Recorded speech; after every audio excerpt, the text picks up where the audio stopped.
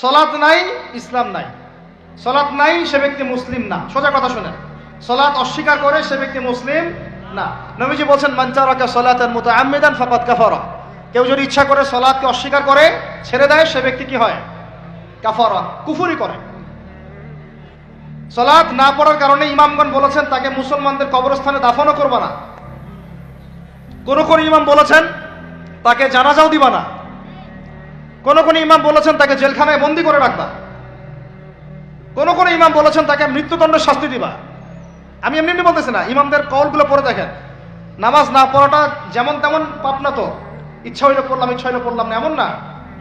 যারা নামাজি তারাও যদি নামাজে সচেতন না হয় তাদের জন্যও শাস্তি আছে। নাউযুবিল্লাহ। ফাওয়াইলুল লিল মুসাল্লিন আল্লাযীনা হুম আন সালাতিহিম সাহুন আল্লাযীনা হুম ইউরাউনা ওয়া ইয়ামনাউনাল মাউন। এখানে বলা হচ্ছে মুসল্লিদের জন্য দুর্ভোগ, গাফেল, উদাসীন। আবার যারা মানুষকে দেখানোর জন্য নামাজ পড়ে এবং এই যে ছোটখাটো সাহায্য করতে অস্বীকৃতি জানায়, সূরা মাউন পড়েন, তাহলে মুসল্লিদের জন্য গাফেলতির যদি শাস্তি হয়, তাহলে যারা পড়ে না ওদের কি হবে বলেন? ওই যে ওই সূরাটা কি জানি নাম, মুজাম্মিল না মুদ্দাসসির, হাফেজে কোরআন কে আছে, মা সালাকাকুম ফি সাকার, মা সালাকাকুম ফি সাকার।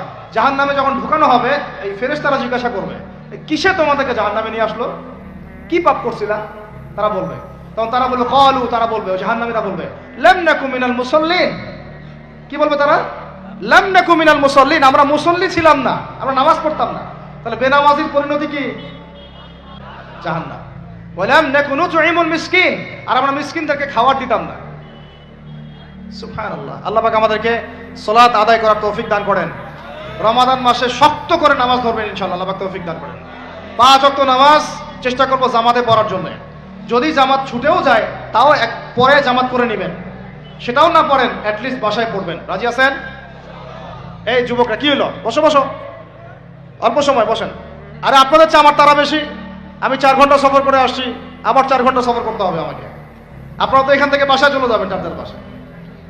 এত ব্যস্ত কেন? বসেন। এখন কথা হচ্ছে যে নামাজের সাথে আরো অনেক ফরজ আছে না? যেমন পর্দা কি ফরজ না? ফরজ না? যাকাত ফরজ না? ফরজ না?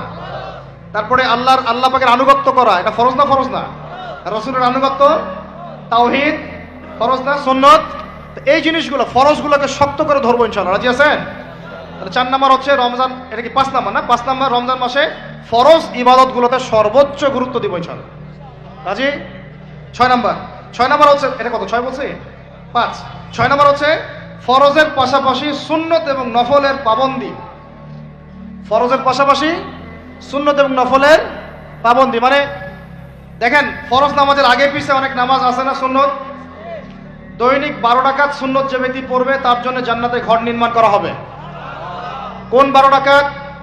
ফজরের আগে 2, ফজরের আগে, জোহরের আগে 4, তারপরে 2, তারপরে মাগরিবের পরে, এশার পরে, মোট কত হলো?